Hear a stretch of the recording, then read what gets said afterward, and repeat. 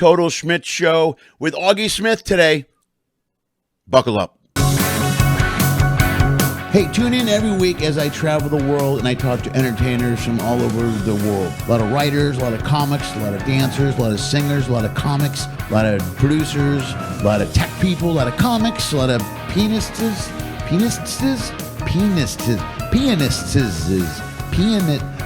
piano player type people. You know what I'm talking about. Musicians and lots of comics. Every once in a while, we'll throw in a comedy sketch, something like that, some music, some travel stuff. We'll even do a live remote from one or two of the ports that happen to be hanging out at. That's it. That's the whole show. And I'm going to record it all and put it on the intraweb. Sometimes. Usually late. Always late. Maybe. I don't know. And weekly? Nah, maybe. Sort of. Either way, sit back, grab a beer, light a joint, and enjoy this week's episode of Schmidt Show. It's Tuesday night at 6 o'clock on YouTube, or 7 o'clock or after on all podcast platforms, or whenever you want to watch the show on YouTube. Thanks for being here. Do me a favor, look above me. All kinds of information, how you can follow and support the show. Follow us on social media. Everything is Mr. Lenny Schmidt for me, and you can also support the show financially if you want. You can Venmo me at Mr. Lenny Schmidt or Mr. Lenny Schmidt. It's all Mr. Lenny Schmidt. Cash App, Mr. Lenny Schmidt. You can go to PayPal. You know what? If you go to LennySchmidt.com, go to the Pay If You Can button, click in there. There's all kinds of options for you to financially support the show. You could even join the Patreon page for as little as $1 a month. Here's the deal. All the content I have is free, but if you check it out and you want to support the show, we will gladly take your money because it helps support the money I spend traveling and recording. Although you'll see I'm recording this episode at home. This is one of the shows I did when I was in LA. And this is actually a good friend of mine, Auggie Smith, who I worked with years ago on the road. And now he does a show that I book in LA. I love his stand-up. He's a great guy to watch. He's really funny. He's really edgy. It's a cool conversation, and I'm glad to have him on the show every month in LA, and I was really glad to be able to get him here on the podcast. So sit back, enjoy my conversation with the one and only Auggie Smith. All right, man. We're good. We're on. We're rolling. I'm recording. Dude, we can talk about anything you want to talk about. But last night was good, man. I love that. I like that room, man. I was telling you, I know it's a tough room, and some guys go there and then they don't want to do it, but I kind of like a tough room to work out in.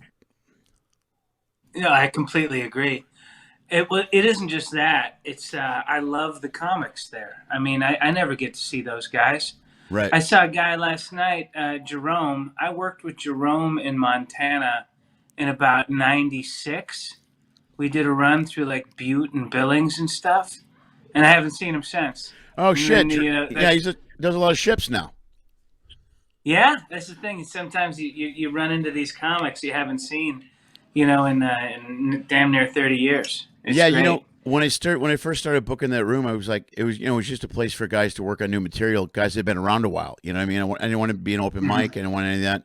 But now it's turned out it's kind of a hangout. Guys show up just to show up, and get a burger and whatever. And I think that's great because a lot of us don't get to see each other anymore because besides whatever road stuff we might be doing, now we got families and all kinds of other shit. I mean, 30 years ago we were hanging around together every night. Now it's different. Yeah, it wasn't like the old days. I remember the old days, like when your buddy would have a gig, and even if you weren't doing any time, you just ride along with him to go to it, and just hang out. I've driven 5 hours away for no reason. Yeah, I've done that long ride. You know what I mean? You want to go to Bloomington? Yeah, let's go. Why not? It's fucking great. Why not? Yeah, I'll go. Can I get up? Probably not. That's fine. That's fine. Either way. Cool. Yeah. Yeah, I'll work it out. Yeah, I remember. You ever run into a guy named Floyd J. Phillips? Did you ever know him? Mm-mm. He was a Portland guy, and the two of us started together in Portland. And there was about a 10-year window when this story could have taken place. I don't exactly remember what it was, right? And I had a gig in Seaside, which is probably 2 hours from Portland.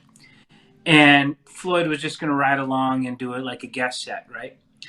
So we're riding out there, and Floyd was like, "You're gonna give me some money for this, right?" And it's like, "Floyd, I'm not gonna give you any money for this." He's like, "Come on, Auggie. You're just gonna give me like $40." And I said, Floyd, if you have money, I will take your money. I'm not giving you any money. I will steal money from you. And then I said to him, and he was one of these guys who got mad at you when you did nothing wrong. And I said, well, Floyd, you have CDs. Why don't you bring your CDs? He says, I ran out. Like he's yelling at me now. And so we're driving out there. And I happened to have been working with this guy named Derek Cameron like a few weeks before. Yeah, he's a Seattle and I had dude. one of his CDs. You know Derek? Yeah. And I had one of his CDs in my car. Now, the only thing that's similar between Floyd J. Phillips and Derek Cameron is that they both happen to be African American. Besides that, there's nothing similar about them. Right. So I grabbed the CD and I'm like, well, sell this. And he's like, I will.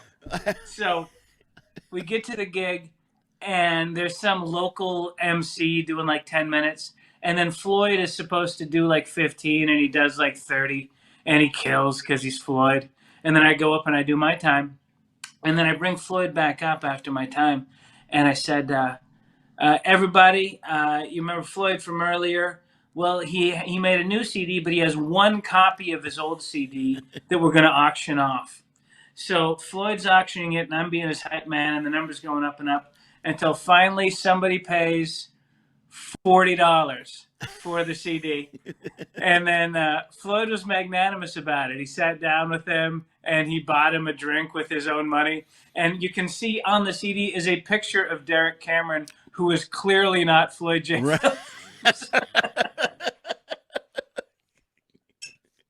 But he got his $40. He got his $40, man. Always get your $40. That's the general rule of road stand-up comedy, I think. You always get your money, dude. That's how I met Joey Diaz that way when Josh Wolf and I were doing a Donna Richards run up there through Oregon. Oh, nice. And I was coming out of Seattle, and Josh goes, "Hey, my buddy Joey wants to come. Can he just come hang?" I go, "Yeah, come on, why not?" So the three of us did that full I-5 run. We used to go up and down, you know. And they were like, it was 4 nights in a row. It was a good time. But yeah, we got hammered, man. Joey Diaz sold Josh Wolf for a bag of pot in Bend, Oregon. It's a great story that both of them told on their podcasts, and I've told on this podcast as well. There's 3 different versions to that story, and Josh's I think is the best. Josh is by far. Anytime there's 3 people involved, there's 3 versions to a story. It's great. There's like it's almost like a movie where there's 3 different points of view, and it cuts almost like a Pulp Fiction thing. Like if you put it together, it would be like that. Because I just saw my end. I go, "Where's Josh?" Joey's like, he had to go. We just leave, and then Joey sold him, and then Josh ends up with this girl back at this house, and it was a train wreck, man. And I didn't know till Josh comes back at 3 a.m, knocking on the door at the hotel. Joey and I are we're getting high in the room, and Josh comes in. I go, where did you go? He was fucking Joey sold me for a bag of pot, and Joey just goes, fucking just shrugs it off. Yeah, I used to see Joey around Seattle when he was hanging around up there, and there was just this little teriyaki place next to the Underground. And I go in there with him, and of course, you know, he's like, "Hey, remember Pearl Harbor? You know what I'm talking about?" Oh, Jesus. Everybody meets. There was a guy you knew he was going to be famous the minute you saw him. It's like, yeah, there's no way that this guy misses. Yeah, he's just too much of a character. He just makes a big impression. He's big. You walks in the room, he fills the whole room up, man. Like bam. Yeah. He almost got me arrested twice on that run. It was a lot of fun. Yeah, he was just screaming. We were driving the wrong way I was getting on the freeway on an off ramp. I'm fucked up. I shouldn't be driving. You know, it's a mistake. Sure. And Joey's just hanging out the side of the window screaming, "Vote for me!" He was on this fucking kick all week long. That's all he said was, "Vote for me!" Screaming out my window. I'm like, "Cut it out! I'm trying to fucking drive." He doesn't give a shit. You know what I mean? I made it back to the hotel. It was great. I used to love that circuit up there, man. I used to love that whole Northwest stuff. I spent a lot of time in Seattle. That's how I made my living. My first 12 years in comedy was basically, I'll bet 40% of it was in the state of Washington and Oregon. Right. There was so many one-nighters. It was the first time I met you. I think it was back during those old Swanee days, like a long time ago. We used to do that Monday night gig. Man, oh man. I don't know how people do it anymore. It's like it used to be you'd book like a triple run, and it'd be 4 nights, all over the Pacific Northwest. But gas was 99 cents a gallon, Yeah, right. so you could sort of make it work. You Right. could, at the end of the night, pocket a little bit of money. I have no idea how anybody does it now. I don't know how you start in comedy anymore. I don't know if it's possible. I even like to work as a feature. I always look at. I remember when I worked as a middle, and then I started headlining those one nighters, and that's when they Yeah. started cutting back that pay. And Tribbles did this percentage thing where it was like the more you worked, the more you paid them. Like you owed them more money for more work. So the Yeah. features were making $320 a week, and I'm like, even back then, I go, I don't know how you're pulling this off, bro, for $320 a week out here on the road. Yeah. It's impossible. And that's before, I mean, I never sold merch until like 12 years into my career. Said, hey, you should sell a CD. So what I did was that one guy had taped one of my sets at the Tacoma Underground. Yeah. And so I took that recording, and every town I'd go into, I'd look in the yellow pages and find somebody that did CD duplication, and I'd pay them like $2 a copy to make just a plain white copy and into a jewel case of a CD, and then I would sell that for $10. No way. Dude, That's what I did. then you don't I have to did that carry for a them couple around years with you. until I had a real one made. That's a Yeah. smart move. That's a smart move, dude. No, that's And true then you selling just, raw material. I would sign the actual CD because it had just the plain white cover on it. Right. And I remember the first night, it's like I made $70, and I was like, "Oh my god, I could have been doing this whole time. What was I thinking? What am I doing?" This is stupid. But I will never, Lenny. I'll never sell a T-shirt, and I'll tell you why. I will Why? never sell a T-shirt. Is a story a guy told me. Damn, it might have been you that told me the story. Who knows?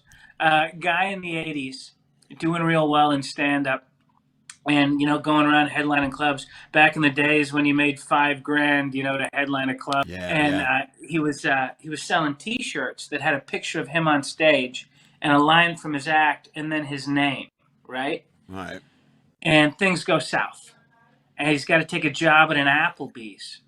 And he goes over to a table to take their order, Oh. and there's a woman wearing the Oh, shirt. no.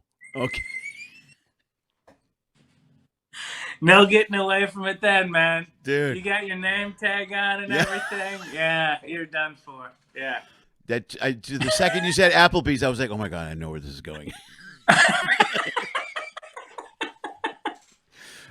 And that's the thing, man. It's like this gig. It's like one night, you're in a theater, and Yeah. hundreds of people are worshiping you. Right. And then, something goes wrong, or you got to take another job. Right. It can happen like that. Dude, it happened so It's fast. easy. I mean, the COVID thing aside, it happened to all of us during COVID, but it's amazing how, like the show we do last night, man, all those guys, there's a woman that came up to me during the show, and she's a local, and she's like, I come in here every Monday and watch the show. She goes, this is a good show. She's like, usually the Yeah. comics in here is like, they can't buy a laugh. And I told her, I go, yeah, these guys are all, I book guys that have been working 30 years on the show. They're all real comics. So, Yeah. but people, even when we're working on new shit, they notice it. You know what I mean? But the thing is, it's a lineup full of people that really no one knows. Like we put on a great show. No one has a fucking clue. I mean, we all have our handfuls of people here and there that are followers, but for the most part, you're just the comic. That's it. Right. Yeah, that's the thing about this job. There's so many different ways you can make a living at it. You can, some guys just do colleges, and some guys just do ships. Yeah. And they make a nice living, but it isn't like their household names or anything. Right. And then there's people that fill up clubs that, are not national news, are not, we both know guys that make a real nice living out there in Midwest clubs that, yeah, they're not stars. People don't know who they are, but they're great acts. Yeah. And it's something to be said about, I always worry about this, dude. I constantly worry about the future of live stand-up or live performing because of how popular social media and YouTube and shit is now. It seems like, and we've always gone through this for years now. We've always seen these guys that come through and they get, but I think it's more powerful now. Back in my day, in the old day, it was the soap opera guys. If you remember the guys from the soap opera that used to go on the road. right? But Walt now, Willie. yeah, Walt Willie. But then there was like a wave of 4 guys from AMC or something that just did Q&As, and it was a show. It was a bunch of guys that looked like Matt Rife, and it was a show. All these housewives came in to watch the show, and it was packed. But nowadays it's the YouTube guys. So if you get a lot of followers, or you get one, you could put a video on YouTube and get a million hits for like a minute, and then now you'll headline a club based on your users. But nobody works on the live performance anymore. Like nobody works. You know what I mean? It's a different art form to work a live room than it is to put a video up and do a show later. And that's and my theory, I guess, about that is that those guys, they'll sell out once, but they won't sell out twice, because Right. who would go see them again, because they don't know what they're doing.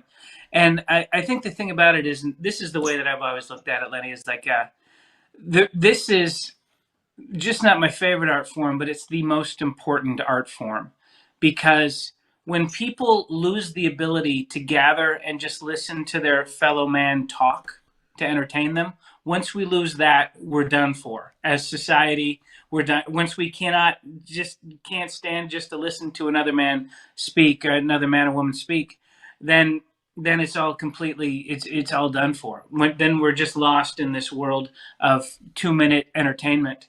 And Right. that's the importance of this job. I really believe that. No, And so that's why I think it's getting better, though, Lenny. I think comics are getting better. Right. I think that in watching old comics, I do this. I co-produce a comedy festival every year called the Big Sky Comedy Festival in Billings, and we just did it 2 weeks ago, and it's 24 comics, and this is the way this job goes now. Is that I only knew like 7 or 8 of them going into it. I didn't know most of them, and I was just knocked out. They were just so good. Right. And they're now they're not only good, but they're good looking, and they're charming. And it's like they have it's like, and I don't understand, if you're good looking, why do you have a sense of humor? Right. Why did you ever need a defense mechanism, man? I don't get it. Well, I don't think I think it's changed, man. Like, because it's not a defense mechanism anymore. So much of this social media, so much of what the younger generation does, they interact on social media and they put out something on YouTube or Instagram or TikTok or whatever. It becomes part of their culture. It's not about a defense mechanism. Like in our day, it came from a defense mechanism or how to communicate. Like for me, like I was always better when I was funny. With women, with everything. I could be funny was the only thing I knew I could do. But I think that this has become such a mainstream thing. I'm glad you said that, because I'm starting to notice better younger comics come up too. At the beginning, it was just, I think what happens is at the beginning they come out, they release a clip, and they go out in the clubs, and I think some of them realize they can't do it. They can only do one night. And what they do is what we did back in the old days when we did an open mic. If we can't do it, we just got better. Like they're starting to work at getting better, as opposed to walking away going, well, fuck it, I'm just not going to do the show. You know what I mean? Too hard. Yeah, because I think they get a bunch of views. Because I've talked to kids before like this that I would rather do YouTube because they get more followers and likes and stuff. And I'm like, well, all right, but to me it was always about the art form. I wanted to be a good comic. I didn't want to get followers and make money. And I think that good comics are working their way through this social media thing and figuring out how to do it. And it's cool. Some of the voices these younger comics have, it's cool. They're talking about cool stuff. It's great. I like that. That's good. Yeah. Well, that's the thing, is that we've reached this point where sort of every premise has been done to some extent. So the only thing that's left are deeply personal things. Right. And so we watch the young comics, and they just cut themselves open on stage and bare all for people. And I just find it fascinating. But it's also funny when they don't realize that a premise has been done over and over again. Right. Like I just saw a kid that was doing the bong noise. Where you just put the straw in your soda and make the bong noise. Right. And I'm sure that he thinks that he thought of that. Right. And you don't want to tell him, like, that's literally been done for 50 years. Yeah. Right. Stand-up comedy stages. Yeah. That's But also, they're coming from such interesting backgrounds now. I mean, it used to be a guy would get on stage and be like, I'm Italian, and then we go, oh my God, he's Italian, And now these crazy backgrounds. One of these kids at Big Sky, he was homeschooled in a very strict religious cult. He got married when he was 20. He's not even 40, and he already has 5 kids. Oh man. And he's really, really funny. And it's like, with that background, with that weirdness in your background, Yeah. God, it's fascinating to me now. Yeah, well, it's also encouraging. Like I thought about the strength of the live show. Like Zanies does this thing in Chicago. The way they book, excuse me, they changed their booking policies because they used to book these guys that had social media following for a week, and then they couldn't carry the week. They would get one night their followers would come out, and the rest of the week they would struggle. So now Zanies does this kind of thing where you have one night. I think it's smart moving forward. If a lot of other clubs might do this, where you book this guy on Thursday. He brings his crowd in on a Thursday. He fills the room. He does a good show. And the next night is another guy. And if a guy could carry 2 nights, he can carry 2 nights. But some of them started to lose, or some of them would lose crowds when their crowd was gone and you just played an average comedy club audience. Like, you know what I mean? Like when we work the road, you do Friday night, people go out to see comedy. A lot of times they don't go out to see you or me or whatever.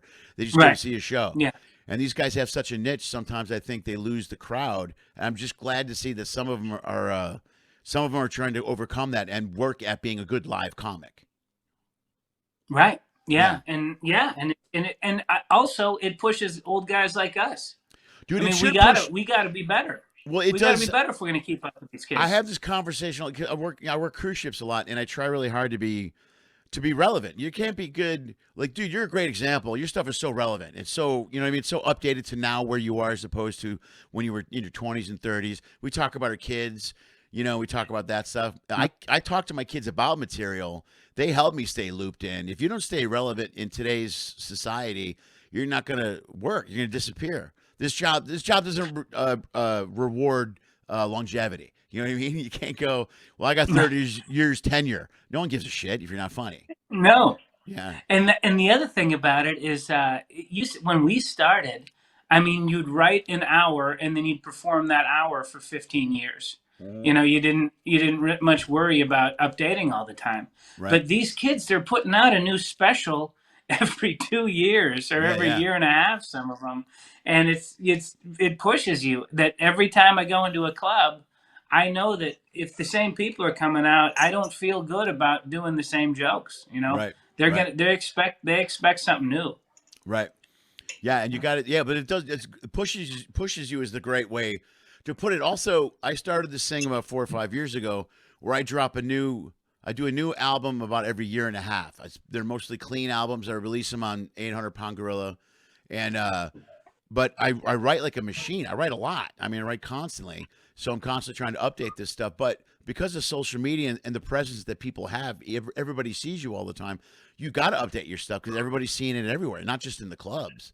People are just hearing about it. Yeah. So if you don't catch up, that's why everybody does crowd work. They do all those crowd work videos. Yeah. Because that's just happening in the moment. And the thing about it, Lenny, I hate crowd work. I don't care where you're from. I don't care if it's your birthday. I don't care what you do. The whole point of my act is shut up for like an hour and I'll take you someplace. Right. I will not ask you one question. There is nothing required of you. But man, people love it. You know, it's like it's either destroying hecklers or just picking out a guy and destroying him. We got to destroy people. And then put up those videos of destroying people. Well, I've been, you know what? And what happens a lot now, too, is because you see these videos on social media, people are walking into rooms ready to have crowd work. They're like, the crowd's prepared mentally to say shit to you. So no matter what, you gotta deal with it. Like, I've always done some level of crowd work to some point, but you got to be more, like, have your head on a swivel kind of, you know, because you get into a bit and somebody starts talking or talks at you and they fuck with your bit. Then you got to come out of the bit and come back into it, or keep moving and just ignore them. But people seem more apt to yell shit out in a show. Oh, that's the thing. I have so many bits that are so satirical. Right. And this last Saturday, I was at a winery in Buellton, right? Okay. And so it was like the members of the winery got this special show. So I hit the stage and I'm starting into what is like about a minute and a half bit. And as I'm doing it, a woman just starts yelling, "I hate you. I hate you," over and over again, to the point of where I think she must have said it 7 or 8 times. But this is such a key bit to everything I'm about to do Right. that I just stayed. I just Right. stayed in the bit as though it wasn't happening. So I get to the end and I get to the punchline, and then I stop and like, okay, now apparently we have an issue over here where you hate me. And she didn't like that I was presenting bad fathering as good fathering, like, which is the idea of the bit. The idea of the Right. bit is that the bar for fatherhood is incredibly low Yeah, it's in our country. yeah, That's it's the idea of the kind bit. of a sarcastic And thing. so, and she, well, it should, and everybody agrees that people should try to do better, lady. Okay, Yeah, right. But right now, I can't do a thing about that. Plus, let me get my point out. You know, if you're trying to make a point, you're like, let me finish my point. They jump on you immediately before you can get to your point. But dude, that's a pro move is to throw down the bit to establish the callbacks later. Otherwise, you're like, now I got to change everything. You know what I mean? Right. Because if I would have gotten out of the bit, dealt with her, then there's no way I'm getting back into it. Right. And then my next 5 minutes Right, is right. completely spoiled, and the Right. direction of my show is all off the. I remember years ago I did this Christmas party, and it was in Cincinnati, and it was at the baseball stadium. It was a Great American Ballpark, but it was like, December or whatever. So it was in one of the restaurants at Great American Ballpark, and it was this construction company that had been owned by the same family for 3 generations. And the 3 generations were there. So there was the old man in a wheelchair. There was his son, who was also pretty old, but looked like he could break you in half. And then there was his son. And his son comes over to me, and he's like a nice younger guy, and he's like, yeah, I can't really believe they're having another comic back here, man.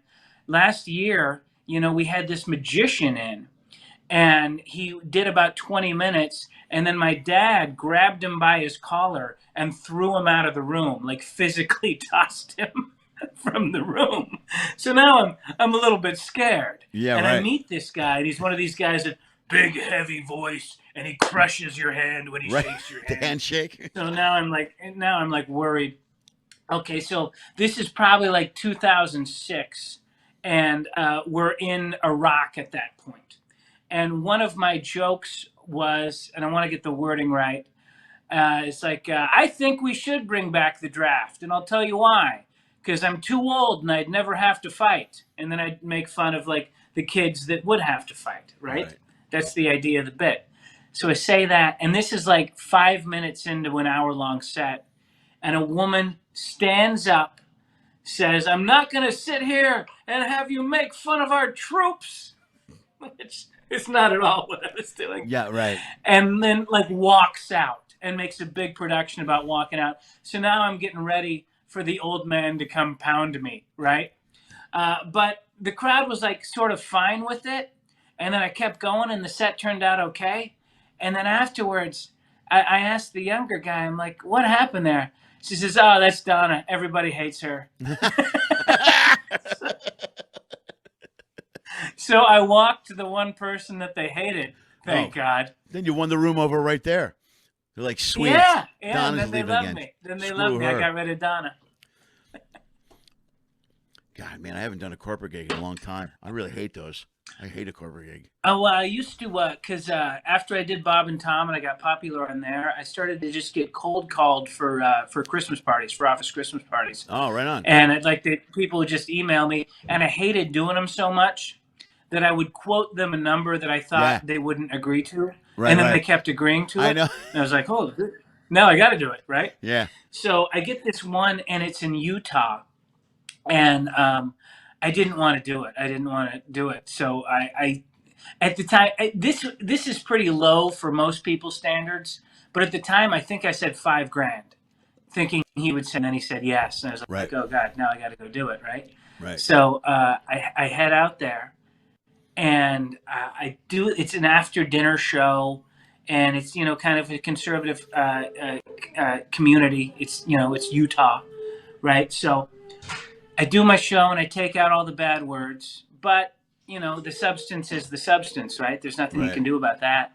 Yeah. And I think the show goes pretty well. And I get off stage, and the guy that hired me is like sweating. like sweating, just like shaking and sweating and doing this. And I come over to him, and the first thing out of his mouth is, "I'll be fine. I'll be fine. I'm bulletproof at this company. I'll be fine." I'm like, "What?" then a woman that was obviously one of the bosses walks over to me, and she looks at me and she said, "I thought you did very well." And then she looks at the guy who's standing next to me and she says, "You're in trouble." What I'm saying, Lenny, is I'm about 90% sure I got a guy fired. Nice, good for you. You affected a guy's career trajectory. The crime of hiring me to do your Christmas party. I love that. Because that's the thing about those corporate gigs, man, is that you're going to them. Like when they come to you, nobody can make any rules. You can make your own rules. But when you agree to go to them, then they can tell you, don't do this, don't do that. And that it's like, what are you going to do?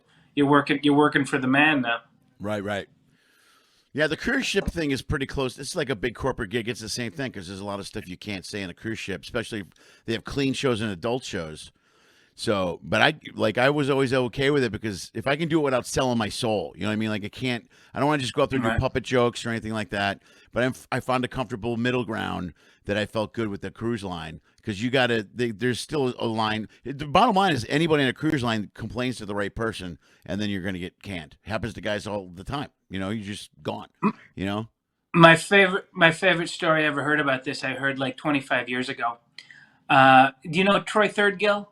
I know who he is. Yeah, I don't know him personally, but I know who he is. Yeah, he does a lot of the cruise ships. And years ago, he told me this story about there was a guy, and in his intro, he said that he was a writer for the Cosby Show, right? Okay. And so he starts to do his act, and a guy interrupts him. And he says, "Excuse me, you say you wrote for the Cosby Show?"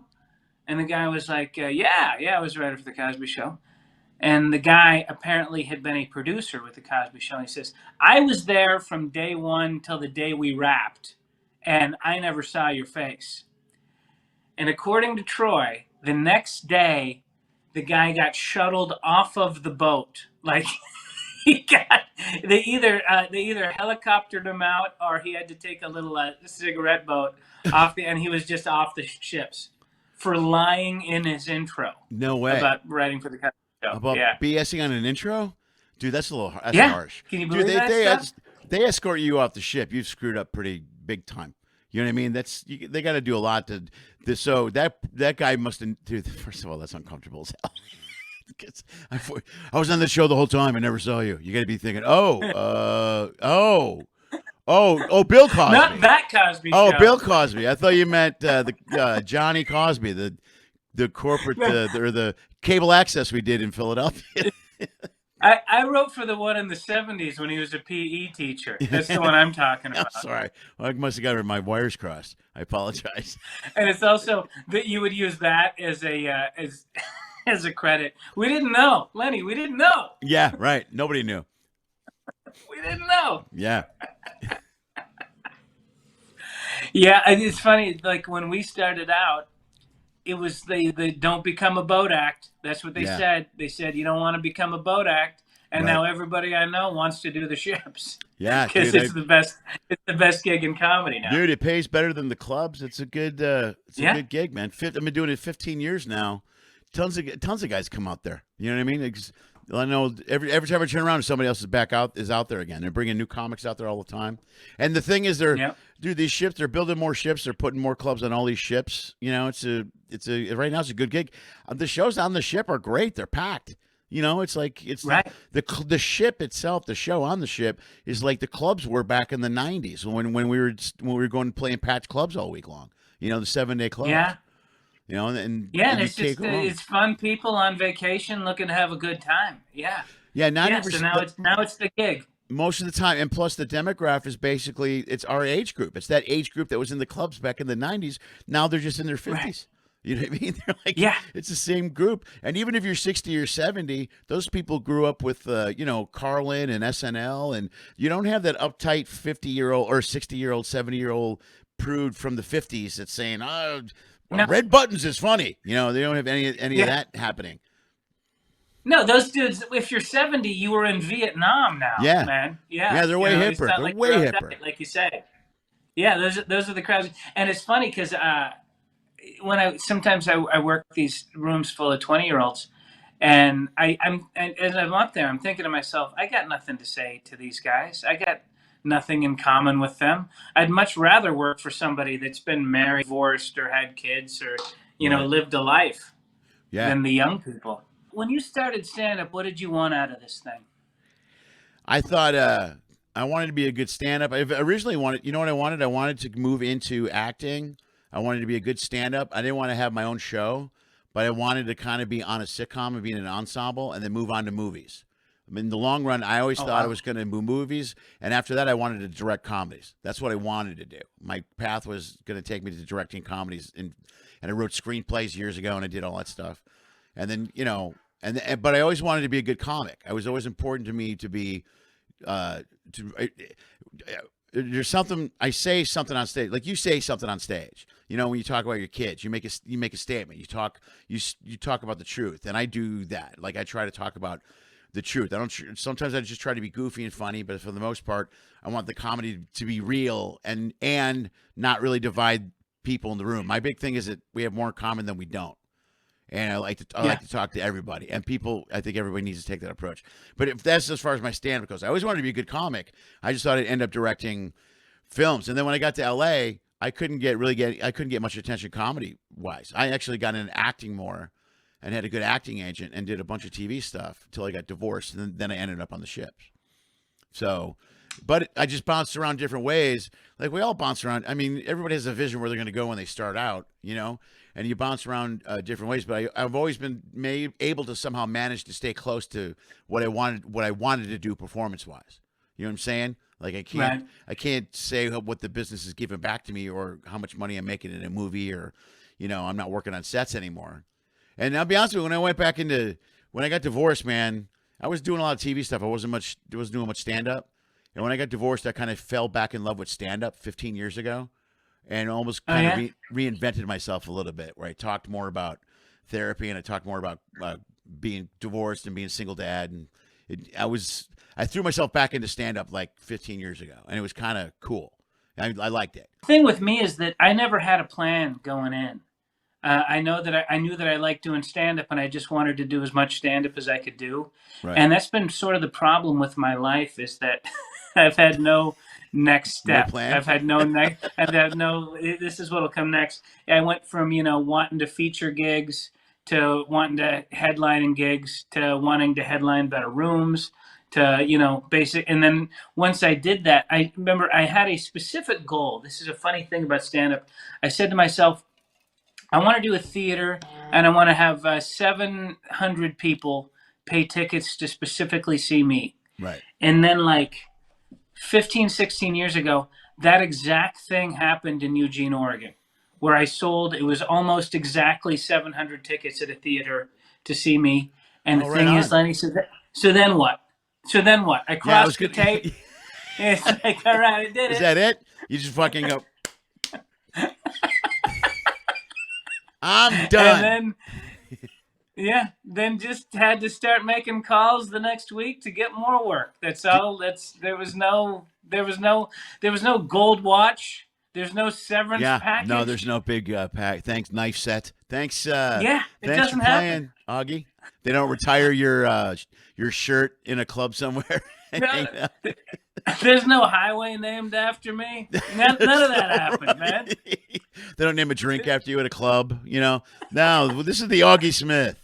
I couldn't even get on the menu at Harvey's. Oh, I was a Portland comedian forever, right. And every other Portland comedian had a menu item, and I never did. It bothered me so much. I know, that's fucking. I always wanted to be on the wall at the Comedy Store, but they do portraits in Zanies in Rosemont, and I'm not on there. Like, they do really cool paintings of the comics, and every time I'll see a comic up, and I go, well, fuck, man, I've been here longer than he's been here. Why the fucking I don't understand I just want my picture. And it's this little stupid ego thing that it's a little dream thing, and I wanted to see my face up on one of the Chicago guys, Yeah. So what I would do is when I'd go to Harvey's, I'd order the Auggie Smith, And they're like, what is that? It's just water in a glass. Give me an Auggie Smith. It's water, it's ice, and then water, and it's in a glass. Yeah. Did you ever work for the old club owner in Portland called Joe Torres? They were called the Last Laughs. No, I didn't do that. Man, yeah, he was just the stories of him, of his tyrannical behavior. There's two stories that both include straws in them that are two of my favorite comedy stories. Okay. One day he decides he doesn't want to buy straws anymore. And I don't know what bars pay for straws, but it's not very much. So he tells his bartender to wash the straws. Oh. So he loads up the dishwasher with the straws. And of course, they start flying around, and they clog his dishwasher, and he had to pay $500 to get a new dishwasher. Oh, that's hilarious. Because he tried to wash the straws. Yeah. And then the other great straw story is he decided that comics couldn't have straws anymore. Like if they got a soda or whatever, you couldn't have a straw. So I don't know who it was. I wish I did. Some comic goes in, and the bartender tells him, sorry, man, you can't have a straw. He's like, I can't have a straw? Really? So the next day, because he was there for the full weekend, he goes and he buys a toothbrush holder. They have those toothbrush holders. Yeah. And then he goes to McDonald's, and he gets a straw, and he puts it in it. And then he waits till Joe Torres is near the bar. He orders a Coke, and then he takes out his toothbrush holder with the straw in it and puts it in the drink. Dude, thanks for being here. Do me a favor. Whatever you have socials-wise you want to plug, go ahead and do it, man. We'll get them up there on the board. All right. Instagram is Smith Auggie because somebody took Auggie Smith. Twitter, which will always be Twitter to me, is Auggie Smith. A comedian Facebook page that says Comedian Auggie Smith. I have a fairly new CD that came out a few months ago that's available on everywhere you get CDs, Apple and Amazon and all that stuff. And then there should be 3 more available up there. So I should have 4 CDs available. Yeah, man, check it out. Dude, thanks, man. Thanks for being here, brother. I love you, Lenny. Thank you. I love you, buddy. Thanks. December 31st, that's New Year's Eve through January 2nd. You can see me on the Carnival Horizon cruise ship out of Miami. I'll be in the middle of the water telling jokes to drunk people. January 7th through the 9th, I will be on the Carnival Panorama. That's out of Long Beach, California. January 11th through the 14th, back to Dallas. That's TK's place. You can see me. I got 4 nights. That's 6 shows. Come check it out. January 11th through the 14th. Total Schmidt Show streams every Tuesday night at 6 p.m. on YouTube. That's where you can see it. The Lenny Schmidt Comedy Network. Go there, watch the episode, like the episode, subscribe. After that, you can catch Total Schmidt Show on all podcast platforms.